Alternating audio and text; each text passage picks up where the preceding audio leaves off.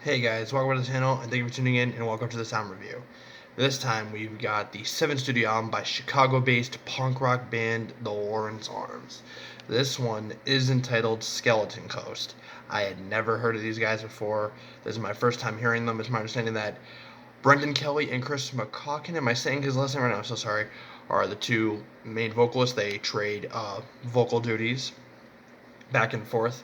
I believe Brendan is the bass player, Chris is just a guitarist, or do I have it flipped? I'm so sorry, I didn't think to do a fact check. But Neil Hennessy is the drummer. And if I delve into the rest of their discography, I'm not sure if I'll find out that they're any very political. All I know is they appeared on an anti-George Bush compilation 2004 with the likes of Green Day and Bad Religion, so that tells you all I need to know on that front, I guess. So let's dive right in. We start with Quiet Storm, the opening cut. Those silky layered guitar plucks really lulled me in before the full vibrant instrumental kicked in. It's definitely punk rock more so than maybe pop punk, but it's somewhat reminiscent of maybe, say, Empire Strikes First era Bad Religion, at least in terms of the energy. Chris is an amazing singer, definitely has the right voice for the genre. It would maybe sound out of place anywhere else, but bottom line is he kills it as he emphatically repeats that he is free at last on this track. PTA, which references the film Planes, Trains, and Automobiles, I'm guessing that's Brendan singing. Definitely a different singer. His voice is very raspy, very gritty, and very arduous. And though I may prefer Chris, I can still sort of appreciate Brendan's sometimes waily voice for what it is, as it still works within the composition. The grooving up-tempo chorus has some fun rocking energy. I could see the song. I could see this whole album on a Tony Hawk soundtrack, to be honest. Dead Man's Coat. Despite the increased melancholy and the lyrical content, I found myself drifting to the fiery background instrumentals and just being sucked in by the catchy riffs and frenetic drum fills. And I really dig Chris's really clean vocal tone there. It still shines brightly here. Then we get to Pigeons and Spies. All we got in common is we're both high, Brendan sings. I mean, he's right. As much as I'm thoroughly enjoying the music, I think I might have to be 420 different shades of stone to properly appreciate some of these lyrics, where Brendan fashions the listener in comparison to a dinosaur. Though the lyrics do dabble into more familiar punk rock territory later on. Last words. Would I be wrong to characterize this as toying with the brevity of life lyrically? Nameless stars rain down on me, Chris proclaims, and then holy fuck, those riffs on the chorus are damn catchy. Y'all should have seen my listening process. I'm over here trying to single out and micro-analyze shit, and I can't help but just jam out. These instrumentals are awesome, and I love the bass lines and the synths on the verses too. It adds a subtle hint of like a poppier, adult contemporary bent to it, though this music is anything but mainstream. Keep that in mind. And then what I really like is the band gets technical in bits and pieces here. There'll be some slight distortion on the riffs. There'll be some shimmers, some more aggressive whines on the guitars.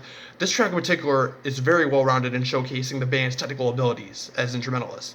Then we get to the Demon. I was gearing up to write off Brendan based on the way his voice is, but he shut me up on this one. He spends this track calling himself ugly and a demon while subsequently proclaiming and punctuating how he doesn't care. This is true blue punk rock in my opinion, man. Those fiery guitars on the bridge had me reeling, but I came back for a replay listen because Brendan's anguish lyrics made me appreciate him as a musician a lot more than his gritty and unorthodox voice was allowing me to give him credit for. So, Ghost Rider. The album title is invoked here. Chris sings to Pretending to Be Forever Young, and it sounds like both guys are crooning together and sharing combined vocal efforts in little tiny increments on this track. Under Paris, Chris sings of not merely forging ahead in life, but also leaving no traces behind of the person he used to be. Changed my name, cut my hair, he sings, watching the world around him burn, figuratively speaking, and chronicling it in these lyrics. Goblin Foxhunt. These lyrics honestly reminded me of Dance Gavin Dance. I sound like a dipshit 90s emo core thug, Brendan sings. Am I wrong to say that John Mess would be proud? I don't mind Brendan's voice at this point, but he kind of inaudibly slurs the words, honestly. Lose Control, I was instantly a fan of the cleaner, more melodic composition. Chris proclaims he doesn't feel empty anymore, so I'm initially inclined to feel happy for him, but I do have to consider potentially at what cost, at what terms that happiness comes with. Then we get to Don't Look at Me. I've got this date with the devil, and you're coming too. I have to admit, I'm lame and basic enough where might want to post that to my Facebook 20 times and get it tattooed on me. Well, maybe not to that extent. I don't know. And then Coyote Crown closed out the album. Chris questions if he was the writer of the storyline in another time period. Both vocals contribute lead vocals on this album closer. And that's pretty much it. This is a very short album. I think it's probably less than 30 minutes in length. So there were earlier tracks like Belly of the Whale that really didn't do anything for me. Other tracks I skipped, like How to Rock, as that was the slowest song on the album. I didn't skip it while listening to it, but I skipped it and jotting down thoughts, because some songs, as much as I like them enough, didn't really do much for me.